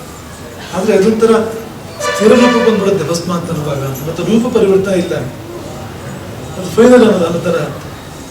ಅದಾದ್ಮೇಲೆ ಮತ್ತೇನೂ ಆಗೋದಿಲ್ಲ, ಅದು ಹಾಗೇ ಇರುತ್ತೆ ಅದು. ಆ ರೂಪವನ್ನ ಭಕ್ತ ಬರೋದಾದ್ರೆ ಹಾಗೆ ಮಾತ್ರ ಬರ್ಬೋದು ಶಿವನಲ್ಲಿ. ಈ ಹಳಸುವ ಕೊಳೆಯುವ ರೂಪಗಳಿಂದ ಶಿವನ ಸೇರ್ಲಿಕ್ಕೆ ಸಾಧ್ಯ ಇಲ್ಲ. ಭಸ್ಮ ರೂಪಕ್ಕೆ ಹೋಗ್ಬೇಕು ನಾನು, ಆಗ ಶಿವನ ಹಣೆಯಲ್ಲಿ ಆರಾಧಿಸಬಹುದು. ನೋಡಿ, ನಾವು ಪರಸ್ಪರ ನಮ್ಮ ಹತ್ಕೊಳ್ಳೆ, ಇದ ಶುಚಿ, ಈ ದೂರ ನಿಲ್ಲೋ ಎಲ್ಲ ಮಾಡ್ಕೊಳ್ತೇವೆ ನಾವು ಒಬ್ರಿಗೊಬ್ರು ಈ ಲೋಕದಲ್ಲಿ. ನಾವೆಷ್ಟು ಶುದ್ಧ ಅಂತಿಲ್ಲ, ಆದ್ರೆ ನಮ್ಮ ಪ್ರಪಂಚವೆಲ್ಲ ಕೊಳೆ ಅಂತ ಅನ್ಸುತ್ತೆ. ಆದ್ರೆ ಒಂದು ಪದರ ತೆಗೆದ್ರೆ ನಮ್ಮ ಶರೀರದ ಒಂದು ಪದರ ಚೂರು ಹೀಗಂತ ನೋಡಿದ್ರೆ ಅಲ್ಲಿ ಇರೋದೆಲ್ಲ ಏನು ಅಂದ್ರೆ ಅದು ಏನು ಪ್ರಯೋಜನ ಇಲ್ಲ. ಅದು ಯಾರು ನಾವು ಬರೀ ಕೈಲಿ ಮುಟ್ಟುವಂಥದ್ದಲ್ಲ. ಅದು ಈ ಚಂದವೆಲ್ಲ ಬರೀ ಚರ್ಮದಲ್ಲಿದೆ, ಚರ್ಮ ಒಂದರಲ್ಲಿದೆ ಅಷ್ಟೇ. ಅದೊಂದನ್ನು ದಾಟಿದ್ರೆ ಮತ್ತೆ ನೀವು ಚಂದ ಅಂತ ಯಾವ್ದನ್ನ ಹೇಳ್ತೀರಿ ಹೇಳಿ ನಾವು? ಯಾವ್ದು ಚಂದ? ಮೂಳೆ ಚಂದವ, ರಕ್ತ ಚಂದವ, ಮಾಂಸ ಚಂದವ, ಸ್ನಾಯುಗಳು ಚಂದವ, ಯಾವ್ದು ಚಂದ? ಅದೆಲ್ಲ ಭಯಂಕರ, ಅದೆಲ್ಲ ಜುಗುಪ್ಸಿತ. ಮೇಲೆ ಒಂದು ಪರದ ಮೇಲೆ ಹಾಕೊಂಡು ನಾನು ಚಂದ ಅಂತ ಓಡಾಡ್ತೇನೆ, ಅರ್ಥ ಇಲ್ಲ. ಅರ್ಥ ಇಲ್ಲ ಅದಕ್ಕೇನು. ಅದಕ್ಕೆ ತುಂಬಾ ಹಗುರವಾಗಿ ಹೇಳೋದಾದ್ರೆ ಅದು ಹಗುರವಾದ ವಿಷಯವೇ ಹಾಗೆ ಹೇಳುವಂಥದ್ದು. ಈಗ ತಿಪ್ಪೆ ಇದೆ, ತಿಪ್ಪೆ ಸಾರಿಸೋದು ಅಂತ ಅಂದ್ರೆ ಅವ್ರು ಮಧ್ಯೆ ಬಳಸ್ತಾ ಇರ್ತಾರೆ ಅದನ್ನು. ತಿಪ್ಪೆಯ ಮೇಲೆ ಅದನ್ನೆಲ್ಲ ಅಂದ್ರೆ ಒಂದು ಈಗ ಗೋಮಯ ಎಲ್ಲ ತಂದು ಸಾರಿಸಿ ಅದನ್ನ 3-4-5-6 ಸರಿ ಸಾರಿಸಿದ್ರೆ ಅದಕ್ಕೆ ಒಳಗಡೆ ಏನು ಕಾಣಿಸಲ್ಲ. ರಂಗೋಲಿ ಎಲ್ಲ ಹಾಕಿ ಹೂವೆಲ್ಲ ಹಾಕಿಟ್ಟು ಹೇಗಿರುತ್ತೆ. ಆ ಮೇಲೆ ಒಂದು ಪದರ ದಾಟಿದ್ರೆ ಇರೋದೇನೆ ಅದು ಮನುಷ್ಯ, ಅದೇ ಮನುಷ್ಯ. ಹಾಗಾಗಿ ಅವನಿಗೆ ಅದೆಲ್ಲ ಇಲ್ಲ ಅಂತ ಶಿವನಿಗೆ. ಇವೆಲ್ಲ ನನ್ನ ಮಕ್ಕಳು, ಬಾ ನನ್ನನ್ನು ಸೇರಿಸ್ಕೊಡ್ತಾನೆ. ಕೊನೆಯಲ್ಲಿ ಆ ಕೊನೆಯ ರೂಪ ಇದೆಯಲ್ಲ ನಮ್ಮ ಶರೀರದಲ್ಲೂ ಕೂಡ, ಜೀವದ ವಿಷಯ ಆಮೇಲೆ ನಮ್ಮ ಶರೀರದಲ್ಲಿ ಕೊನೆಯ ರೂಪ ಇದೆಯಲ್ಲ ಅದನ್ನು ತಾನು ಸ್ವೀಕಾರ ಮಾಡ್ತಾನೆ. ಅದು ಜೀವನದಲ್ಲಿ ಬಂತು, ಜೀವಕ್ಕೂ ಬಂತು. ಪಟ್ಟ ಕೊನೆಯ ರೂಪ ಯಾವುದಿದೆಯೋ ಅವರು ಅದನ್ನು ಪರಿಕರಣೆ ಮಾಡ್ತಾನೆ. ಇನ್ನದಕ್ಕೆ ಬದಲಾವಣೆ ಅಂತ ಇರಬಾರ್ದು, ಅಂತ ರೂಪ ಬರಬೇಕು. ಈಗಿರುವ ರೂಪ ಏನಾಗಿದೆ ಅಂದ್ರೆ ಇದು ಊಸರವಳ್ಳಿ ಆಗಿದೆ, ಕ್ಷಣ ಕ್ಷಣ ಬದಲಾಗ್ತಾ ಇದೆ. ಮೊನ್ನೆ ನೋಡಿದ್ರೆ ಅಗ್ದಾನೆ ಹುಟ್ಟಿದ್ದ, ತಲೆ ಕೂದಲಿಲ್ಲ, ಬಾಯಲ್ಲಿ ಹಲ್ಲಿರಲಿಲ್ಲ, ಕೂತ್ಕೊಳ್ಳೋದ್ರಲ್ಲಿ ನಡೆಯೋದ್ರಲ್ಲಿ ಮಗ್ಲ ಹೋಗಿ ಬರ್ತಿರ್ಲಿಲ್ಲ, ಹಾಗಿದ್ದ. ಒಂದು 3 ತಿಂಗಳು ಕಳೆಯುವ ಹೊತ್ತಿಗೆ ಬೇರೆ ತರ ಆದ, 1 ವರ್ಷ ಕಳೆಯುವಾಗ ಇನ್ನೂ ಬೇರೆ ತರ ಆದ, 5 ವರ್ಷಕ್ಕೆ ಇನ್ನೂ ಬೇರೆ ತರ ಆದ, ಬೇರೆ ತರಹ ಆಗ್ತಾನೆ ಇದ್ದಾನೆ. ನಾವು ಎಷ್ಟೋ ಸತಿ ವಿಸ್ಮಯದಿಂದ ಯೋಚನೆ ಮಾಡ್ತೇವೆ. ಈಗ ಮಗು, ಹುಟ್ಟಿದ ಮಗು 20 ವರ್ಷದ ಯುವಕನಾಗಿ ಬೆಳೆದ ನಿಲ್ಲುತ್ತಲ್ಲ, ಅದು ಯಾವತ್ತಾಯಿತು? ಆ ಬದಲಾವಣೆ ಯಾವತ್ತು ಬಂತು ಹೇಳಿ? ಯಾವತ್ತು ಅಂತಿಲ್ಲ, 20 ವರ್ಷ ಸೇರಿ ಬಂತು ಅಂತ ಅನ್ಬೇಕಾಗತ್ತೆ. 20 ವರ್ಷದಲ್ಲಿ ನಾವು ಕ್ಷಣ ಕ್ಷಣವೂ ಬದಲಾಗ್ತಾ ಹೋಗಿದ್ದೇವೆ. ಹಾಗಾಗಿ ಬದಲಾವಣೆ ಗೊತ್ತಾಗ್ತಾ ಇಲ್ಲ. ಬದಲಾವಣೆ ಗೊತ್ತಾಗತ್ತೆ, ಆಗೋದು ಗೊತ್ತಾಗೋದಿಲ್ಲ. ಈಗ ಹೂವು ಅರಳುತ್ತಲ್ವಾ ಬೆಳಿಗ್ಗೆ, ಅದು ಎಷ್ಟೊತ್ತಿಗೆ ಅರಳುತ್ತು ಹೇಳಿ ನೋಡು. ನೀವು ಅರಳೋದನ್ನ ವಿಡಿಯೋ ಮಾಡಬೇಕು, ಅಂದರೆ ಒಂದು ಅರಳು ಇಡೀ ಪ್ರಕ್ರಿಯೆ ವಿಡಿಯೋ ಮಾಡ್ಬೇಕು. ನೀವು ವಿಡಿಯೋ ಮಾಡೋದನ್ನ ನೀವು ಫಾಸ್ಟ್ ಫಾರ್ವರ್ಡ್ ಮಾಡಿ ನೋಡಿದ್ರೆ ಗೊತ್ತಾಗುತ್ತೆ ಅದು ಹೇಗೆ ಅರಳುತ್ತಾ ಇದೆ. ಗೊತ್ತೂ ಆಗೋದಿಲ್ಲ. ಅದು ಅಗಲಾಗ್ತಾ ಇರೋದು ಅಷ್ಟಷ್ಟು ಕಡಿಮೆ ಅಂದ್ರೆ ಅಷ್ಟು ಚಿಕ್ಕ ರೂಪದಲ್ಲಿ ಆಗ್ತಾ ಇರುತ್ತೆ. ಹಾಗೆ ನಮ್ಮ ಬೆಳವಣಿಗೆ. ಅದರ ಅರ್ಥ ಏನು ಅಂದ್ರೆ ಕ್ಷಣ ಕ್ಷಣ ನಾವು ಬದಲಾಗ್ತಾ ಇದ್ದೇವೆ. ಕಳೆದ ಕ್ಷಣ ಇದ್ದಾಗ ಈ ಕ್ಷಣ ಇಲ್ಲ. ಪ್ರತಿ ಕ್ಷಣಕ್ಕೂ ನಮಗೆ ಬೇರೆನೆ. ಹಿಂದಿನ ಕ್ಷಣ ಇದ್ದ ನಾವು ಈ ಕ್ಷಣ ಇಲ್ಲ. ಹಾಗಿದ್ದು ಬಿಟ್ಟಿದ್ರೆ ಮನುಷ್ಯ ಹಾಗೆ ಬಿಡ್ತಿದ್ದ, ಹಾಗಿರ್ತಾ ಇಲ್ಲ. ಈ ಕಳೆದ ಕ್ಷಣ ಇದ್ದ ಯೋಚನೆ ಈ ಕ್ಷಣದಲ್ಲೆಲ್ಲ ಬಿದ್ದಿರುತ್ತೆ ಅಷ್ಟೊತ್ತಿಗೆ. ಅದು ಮನಸ್ಸಿನಲ್ಲಾಯ್ತು. ಶರೀರದಲ್ಲಿ ಕೂಡ ಹಾಗೆ ಜೀವಕೋಶಗಳು ಸಾಯ್ತಾ ಇರ್ತವೆ, ಜೀವಕೋಶಗಳು ಹುಡ್ತಾ ಇರ್ತವೆ. ಇದ್ರ ಒಳಗೆ ಏನು ಸೃಷ್ಟಿ ಪ್ರಳಯ ನಡೀತಾ ಇದೆ ಶರೀರದಲ್ಲಿ. ಇದನ್ನು ನಾನು ಸ್ವೀಕಾರ ಮಾಡಿದೆ. ನೀನು ಒಂದೇ ತರ ಇರಬೇಕು ಅಂತ ಹೇಳೋದು. ನಾನು ಅವಿಕಾರ, ನನಗೆ ವಿಕಾರ ಇಲ್ಲ, ನಾನು ಏಕರೂಪ, ಸದೈಕ ರೂಪಾಯ, ಸದಾ ಏಕರೂಪ ಅವನದ್ದು. ನೀನು ನನ್ನನ್ನು ಸೇರಬೇಕು ಅಂದ್ರೆ ನೀನು ಕೂಡ ಹಾಗೆ ಆಗಬೇಕು. ನೀನು ಏಕರೂಪ ಆಗಬೇಕು.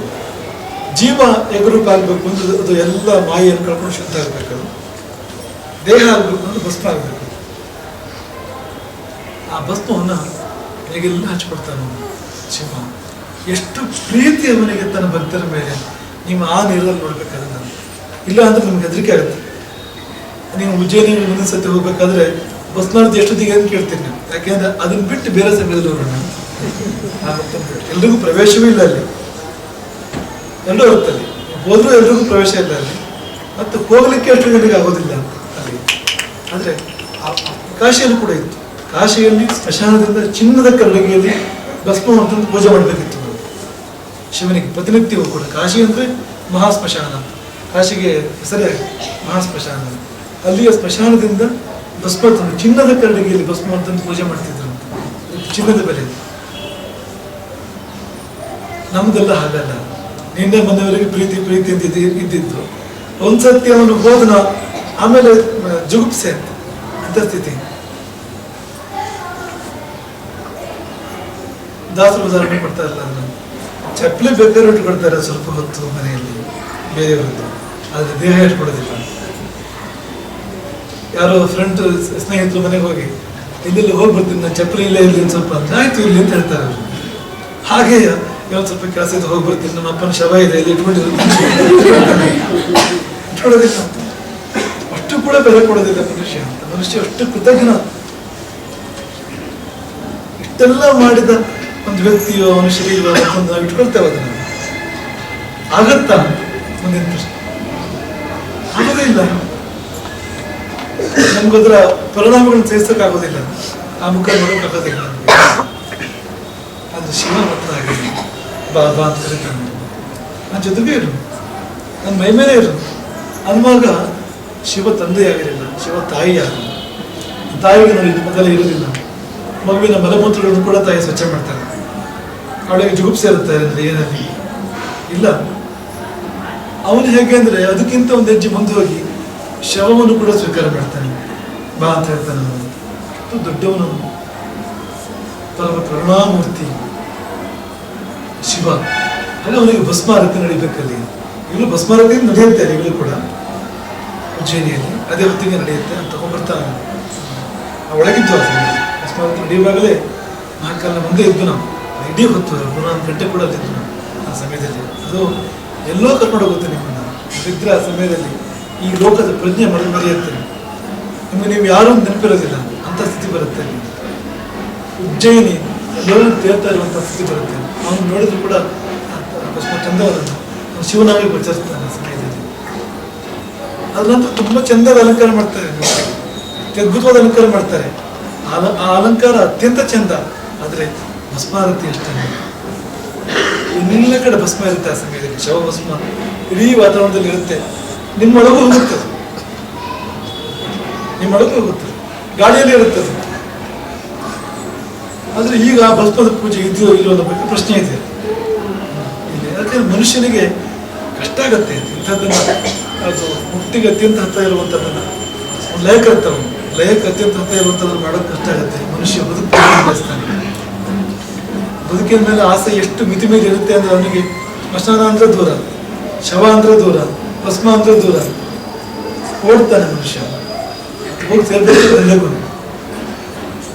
ಏನ್ ಬೇಡ ಅಂದ್ರು ಎಷ್ಟು ಬೇಡ ಅಂದ್ರೆ ಅಲ್ಲೇ ಹೋಗಿ ಸೇರ್ಬೇಕು ಅವನಿಗೆ. ಹಾಗೆ ಅಂತಹ ಶಿವನ ಅದ್ಭುತ ಪೂಜೆ. ಆ ಊರಲ್ಲಿ ಅವತ್ತು ಯಾರು ಸಾಯಲಿಲ್ಲ ಅಂತಂದ್ರೆ ಸಮೀಪದ ಊರಿಂದ ಎಲ್ಲರೂ ತಗೊಂಡ್ಬರ್ತಾರೆ. ಹೋಗಿ ಅಂತೂ ಭಸ್ಮಾರತಿ ಆಗ್ಬೇಕು. ಅವನು ಯೋಗವಾಗಿ ಇಡ್ಸೋದು ಆ ಮನುಷ್ಯನಂತ. ಅವನು ಶವವಾದ ಮೇಲೆ ಭಸ್ಮವಾಗಿ ಹೋಗಿ ಮಹಾಕಾಲನ ಮೈಯ ಗಂಧವಾಗಬೇಕಾದ್ರೆ ಅವನೆಂಥ ಪುಣ್ಯಾತ್ಮ ಅಂತ ಯೋಗ ಬರಬೇಕು. ಚಿತಾಭಸ್ಮ ಅಂತಹ ಒಂದು ಅಲಂಕಾರ ಮಾಡಿಕೊಳ್ಳುವ ಶಿವ. ಚಿತಾಭಸ್ಮ ಲೇಪ ಒಂದೆಲ್ಲವೂ ಅಂಥದ್ದೇ. ಸಗಪಿದ ಕರೋಟಿ ಪರಿಗರ, ಕಪಾಲಗಳ ಮಾಲೆ, ಹಾವುಗಳ ಅಲಂಕಾರ. ಅವನ ಅಲಂಕಾರವೇ ಯಾರು ಅಂತ ಫ್ಯಾಷನ್ ಮಾಡೋಕೆ ಸಾಧ್ಯವೇ ಇಲ್ಲ. ಶಿವ ಮಾಡಿದ ಫ್ಯಾಷನ್ ಇದೆಯಲ್ಲ, ಒಬ್ಬರು ಮಾಡೋಕೆ ಸಾಧ್ಯ ಇಲ್ಲ. ಉಣ್ಣುವುದು ವಿಷಯವನ್ನ ನಂಜುಂಡ ಅಂತ ಒಂದು ಹೆಸರು. ಯಾರಾದ್ರೂ ಮಾಡಿ ನೋಡೋಣ. ಇನ್ನೆಲ್ಲ ಸ್ಟೈಲ್ ಮಾಡ್ಬೋದು, ಅದು ಶಿವ ಸ್ಟೈಲ್ ಮಾತ್ರ ನಾನು ಕೃಷ್ಣ ಪಂತವಪ್ಪ, ನಾನು ಬೆಳೆ ತಿಂದ್ಬಿಡ್ತೇನೆ. ಶಿವ ಪಂತಕ್ಕೆ ಹೋಗೋದು ಸುಲಭ ಇಲ್ಲ. ನಂಜುಂಡ ಅವನು. ಆದ್ರೆ ಅದೆಲ್ಲಕ್ಕೂ ಅರ್ಥ ಇದೆ, ಎಲ್ಲಕ್ಕೂ ವಿಶಿಷ್ಟವಾದ ಅರ್ಥವಿದೆ. ಪ್ರಪಂಚಕ್ಕೆ ಅಮೃತವನ್ನು ಕೂಡ ತಾನು ವಿಷವನ್ನು ಅನ್ನುವುದು, ಪ್ರಪಂಚವನ್ನು ಪೀಡಿಸುವ ಸರ್ಪಗಳನ್ನು ತನ್ನಲ್ಲಿ ಇಟ್ಕೊಳ್ಳೋದು. ಆ ಕುಂಡಲಿನಿ ಮಾಯೆ ಅವಳೇ ಪ್ರಪಂಚವನ್ನು ಮಲಗಿಸ್ತಾಳೆ, ಏಳಿಸ್ತಾಳೆ. ಅವಳು ಅವನಿಗೆ ಅಧೀನ. ಸ್ವಾಧೀನ ಅವಳಿಗೆ, ಅವನ ಅಲಂಕಾರಗಳು, ಹೀಗೆ ಅವನ ರೂಪ ಅತ್ಯದ್ಭುತವಾಗಿರುವಂಥದ್ದು ಶಿವನದ್ದು. ಆ ರೂಪವನ್ನು ಭಾವಿಸೋಣ. ಉಜ್ಜಯಿನಿಯ ಮಹಾಕಾಲನ ನೆನಪು ಮಾಡ್ಕೊಳ್ಳೋಣ. ಕೃಷ್ಣನ ಅಧ್ಯಯನ ಸ್ಥಾನ ಉಜ್ಜಯಿನಿಯಲ್ಲಿ. ಕೃಷ್ಣ ಸಾಂದೀಪನಿಯಲ್ಲಿ ಅಧ್ಯಯನ ಮಾಡಿದ್ದು ಕೃಷ್ಣ ಬದಲಲ್ಲಿ. ಹಾಗಾಗಿ ಅಲ್ಲಿ ಹೋದ್ರೆ ಏನಾದ್ರು ಸಿಗ್ಬೋದು ನಮಗೆ. ಕೃಷ್ಣನಿಗೆ ಅಷ್ಟೆಲ್ಲ ಸಿಕ್ಕಿದೆ, ನಮಗೊಂದಿಷ್ಟು ಏನಾದ್ರು ಸಿಗ್ಬೋದು, ಚೂರು ಸಿಗ್ಬೋದು. ಅಲ್ಲಿ 64 ವಿದ್ಯೆಗಳನ್ನು ಕಲ್ತಾನಂತೆ ಕೃಷ್ಣ ಅಲ್ಲಿ. ಅದರಲ್ಲಿ ಚೌರ್ಯವೂ ಉಂಟು 64 ವಿದ್ಯೆಯಲ್ಲಿ. ನಾವು ಅಲ್ಲಿ ಹೋಗಿ ಅದು ಒಂದಾರು ಕಲಿತು ಬೇರೆ ಏನು ಬೇಡ, ಶಿವನ ಕೃಪೆಯನ್ನು ಕರ್ಕೊಂಡು ಬರೋಣ ಅಲ್ಲಿಂದ. ಆ ಶಿವನ ಪ್ರಸಾದವನ್ನು ಕದ್ಕೊಂಡು ಬರಬೇಕು, ಹಾಗಾಗಬೇಕು. ಕೊನೆಯಲ್ಲಿ ಕಾಳಿದಾಸನ ನೆನಪಾಗುತ್ತೆ. ಕಾಳಿದಾಸನ ಮೇಘದೂತ ಅಂತ ಒಂದು ಖಂಡ ಕಾವ್ಯ ಇದೆ, ಅದ್ಭುತವಾಗಿರುವಂಥ ಒಂದು ಕಾವ್ಯ. ಮೇಘದೂತ ಅಂತ ಒಬ್ಬ ಯಕ್ಷ ಶಾಪದಿಂದ ಅವನು ಭೂಮಿಗೆ ಬರ್ತಾನೆ. ಕುಬೇರನ ಸೇವೆ ಮಾಡೋ ಸಮಯದಲ್ಲಿ ಮರೆತು ಎಲ್ಲೋ ಮನಸ್ಸಿತ್ತು, ಹಾಗಾಗಿ ಶಾಪ ಬಂತು ಕುಬೇರನದವರಿಗೆ, ಯಕ್ಷನಿಗೆ. 1 ವರ್ಷ ಭೂಮಿಗೆ ಇರಬೇಕಾಗಿತ್ತು, ಬಂದ ಭೂಮಿಗೆ. ಹೆಂಡತಿ ನೆನಪಾಯ್ತು, ಅವಳಿಗೆ ಒಂದು ಸಂದೇಶ ಕಳಿಸ್ಕೊಡ್ಬೇಕು, ಯಾರೂ ಕಾಣಲಿಲ್ಲ. ಅಲ್ಲಿಗೆ ಹೋಗೋರು, ಇಲ್ಲಿಂದ ಅಲ್ಲಿಗೆ ಹೋಗೋರು ಸುಲಭ ಅಲ್ಲ. ಒಂದು ಮೋಡವನ್ನು ಕಂಡ, ಆ ಮೋಡದಲ್ಲಿ ಎಲ್ಲ ಸಂದೇಶವನ್ನು ಕಳಿಸ್ಕೊಡ್ತಾನೆ. ಆ ಮೋಡ ಹೋಗುವ ದಾರಿ ಕೂಡ ವರ್ಣನೆ ಮಾಡ್ತಾನೆ ಕಾಳಿದಾಸ. ಹೇಗೆ ಹೋಗುತ್ತೆ ಮೋಡ, ದಾರಿ ಏನೇನಿದೆ ಅಂತ. ಆ ದಾರಿಯಲ್ಲಿ ಈ ಉಜ್ಜಯಿನಿ ಬರುತ್ತೆ.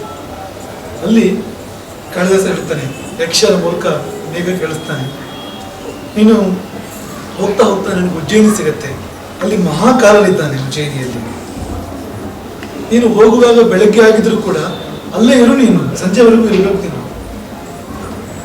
ಸೂರ್ಯಾಸ್ತ ಆಗೋವರೆಗೂ ಇರ್ಬೇಕು. ನೀನು ಯಾಕಿರ್ಬೇಕು ಅಂದ್ರೆ, ಆ ಸೂರ್ಯಾಸ್ತದಲ್ಲಿ ಪೂಜೆ ಆಗುತ್ತೆ, ಅಲ್ಲೊಂದು ವಿಶೇಷ ಪೂಜೆ ಆಗುತ್ತೆ ಸೂರ್ಯಾಸ್ತದ ಹೊತ್ತಿಗೆ. ಆ ಸಮಯದಲ್ಲಿ ಅಲ್ಲಿ ದುಂದುಬಿಗಳನ್ನ, ನಗಾರುಗಳನ್ನ ನುಡಿಸ್ಬೇಕು ಅಲ್ಲಿ. ನೀನು ಆ ಹೊತ್ತಿಗೆ ಗುಡುಗು ಬರುತ್ತೆ, ನಿಂದೊಂದು ಸೇವೆ. ಗುಡುಗಿನ ಶಬ್ದವನ್ನು ಅನುಕರಿಸಿ ಇವೆಲ್ಲ ಹುಟ್ಟಿದ್ದು, ದುಂದುಬಿಗಳೆಲ್ಲ ಹುಟ್ಟಿದ್ದು ಗುಡುಗಿನ ಶಬ್ದವನ್ನು ಅನುಕರಿಸಿ. ಆ ದಿನ ಒಂದು ದಿನ ನಿಂದು ನೈಸರ್ಗಿಕ ಸೇವೆ ಇರಲಿ, ನೀನೇ ಆ ಹೊತ್ತಿಗೆ ಗುಡುಗಿ ನಿನ್ನ ಸೇವೆ ಸಮರ್ಪಣೆ ಮಾಡ್ಬಿಡು ಶಿವನಿಗೆ. ಸಾಯಂಕಾಲ ಸಾರ್ಥಕ ಆಗುತ್ತೆ ನನ್ನ ಬದುಕು. ಅದನ್ನು ಕನ್ನಡ ತಂದಿದ್ದಾರೆ ನಮ್ಮ ಬೇಂದ್ರವರು, ಆ ಮೇಘದೂತವನ್ನು. ಅವ್ರು ಹೇಳ್ತಾರೆ, ನಿನ್ನ ಕಣ್ಣ ಹೊಲದ ಆಚೆಗಾಗಿ ರವಿ ತಣ್ಣಗಿರುವವರೆಗೂ, ನಿನ್ನ ಕಣ್ಣ ಹೊಲದ ಆಚೆಗಾಗಿ, ನಿನ್ನ ಕಣ್ಣ ವ್ಯಾಪ್ತಿ ಇದೆಯಲ್ಲ ಅದ್ರ ಆಚೆಗೆ ಹೋಗ್ಬೇಕು ರವಿ ಅಂತ. ಹೋಗಿ ತಣ್ಣಗಾಗಬೇಕು ಅವನು ರವಿ ಅಂತ. ರವಿ ತಣ್ಣಗಿರುವವರೆಗೂ ಸುಳ್ಳ ಪಳ್ಳ ತರಹರಿಸಬೇಡ, ಅರ್ಜೆಂಟ್ ಮಾಡಬೇಡ, ಅಲ್ಲಿ ಹೋಗ್ಬೇಕು ಇಲ್ಲಿ ಹೋಗ್ಬೇಕು ಅಂತ ಸುಳ್ಳು ನೆಪ ಹೇಳ್ಬೇಡ. ಸುಳ್ಳ ಪಳ್ಳ ತರಹರಿಸಬೇಡ, ಇರು ಅಲ್ಲೇ ವೈಗವರೆಗೂ, ಸಂಜೆವರೆಗೂ ಅಲ್ಲೇ ಇರು, ಮಹಾಕಾಲದ ಮಂದಿರದಲ್ಲಿರು. ದೇವ ಸೇವೆ ನಡೆದಾಗ, ಸಂಜೆ ದೇವ ಸೇವೆ ನಡೆದಾಗ ದುಂದುಬಿಯ ಮೊಳಗು ನೀನು, ದುಂದುಬಿಯ ಮೊಳಗು ನೀನು. ಕೊನೆ ವಾಕ್ಯ ಚೆನ್ನಾಗಿದೆ, ಮನಸ್ಸಲ್ಲಿ ಇಟ್ಕೊಳ್ಳೋದನ್ನ. ಪೂಜ್ಯ ವಸ್ತುವಿನ ಪೂಜೆ ಒದಗದ ನಾದವಿದ್ದು ಏನು, ಪೂಜ್ಯ ವಸ್ತುವಿನ ಪೂಜೆ ಒದಗದ ನಾದವಿದ್ದು ಏನು. ನಮ್ಮಲ್ಲಿ ಏನಿದ್ದು ಏನು, ಪೂಜ್ಯ ವಸ್ತುವಿನ ಪೂಜೆಗಳು ಒದಗದೇ ಇದ್ರೆ ನಮ್ಮಲ್ಲಿ ಯಾವ ನಾದ ಇದ್ದೇನು, ಯಾವ ಜ್ಯೋತಿ ಇದ್ದೇನು, ಯಾವ ಸಂಪತ್ತು ಇದ್ದೇನು, ಇದನ್ನು ಮಾತ್ರ ಚೆನ್ನಾಗಿ ಹೇಳ್ತಾರೆ. ಪೂಜ್ಯ ವಸ್ತುವಿನ ಪೂಜೆ ಒದಗದ ನಾದವಿದ್ದು ಏನು. ನಮ್ಮಲ್ಲಿ ಏನು ನಾದವಿದ್ರೂ ಅದನ್ನು ಹೊರಗೆ ತೆಗೆಯೋಣ, ಅದನ್ನು ಪೂಜೆಗೆ, ಸಾಯಂ ಪೂಜೆಗೆ, ಶಿವನ ಸಾಯಂ ಪೂಜೆಗೆ ಅದನ್ನು ಒಪ್ಪಿಸೋಣ. ಅವಂತಿಕ ನಾಮಪಾಲಿಗೆ ನಿಜವಾದ ಅರ್ಥದಲ್ಲಿ ಅವಂತಿಕ ಕಾಪಾಡುವಂಥ ಒಂದು ಕ್ಷೇತ್ರ ಆಗಲಿ ನಮ್ಮೆಲ್ಲರ ಪಾಲಿಗೆ. ಅದು ಉಜ್ಜಯಿನಿ ನಿಜವಾದ ಅರ್ಥದಲ್ಲಿ ಉಜ್ಜಯಿನಿ ನಮ್ಮ ಪಾಲಿಗಾಗಲಿ, ನಮಗೆ ಜಯವನ್ನು ಕೊಡಲಿ. ಮಾಯೆಯೊಳಗೆ ಇರುವಂಥ ನಿರಂತರ ಸೆಣಸಾಟ ಬದುಕು ಅಂದರೆ ಆ ಸೆಣಸಾಟದಲ್ಲಿ ನಾವು ಗೆಲ್ಲುವ ಹಾಗೆ ಉಜ್ಜಯಿನಿ ನೋಡಿಕೊಳ್ಳಲು. ಆ ಮಹಾಕಾಲ ಏನು ಎಷ್ಟು ದೂಷಣರಿದಾರ ನಮ್ಮ ಒಳಗೆ ಹೊರಗೆ, ಅವನ್ನೆಲ್ಲ ಸಂಹಾರ ಮಾಡಿ ಕೊನೆಗೆ ನಮ್ಮನ್ನೇ ತನ್ನೊಳಗೆ ಅವನು ಸೇರಿಸ್ಕೊಳ್ಳಿ, ನಮ್ಮನ್ನು ಭಸ್ಮವಾಗಿಸಿ ತನ್ನ ಹಣೆಗೆ ಅವನು ಹಚ್ಚಿಕೊಂಡ್ರೆ ಆವಾಗ ನಮ್ಮ ಹಣೆ ಬರಹದ ಚಿಂತೆ ನಮಗಿಲ್ಲ. ನಾವು ಹೋಗಿ ಶಿವನ ಹಣೆ ಬರಹವಾದರೆ, ಶಿವನ ಹಣೆ ಭಸ್ಮವಾದರೆ ನಮ್ಮ ಹಣೆ ಬರಹದ ಚಿಂತೆ ನಮಗೆಲ್ಲಿ ಹೇಳಿ. ಅಂತಹ ಒಂದು ಮಹಾಯೋಗ ನಮಗೆ ಹಿಂದೆ ಈಗಲೇ ಈ ಶಿವರಾತ್ರಿಯ ಮಹಾಪರ್ವ ಕಾಲದಲ್ಲಿ ಶಿವನ ಕೃಪೆಯಾಗಿ ಬರಲಿ. ಹರೇ ರಾಮ.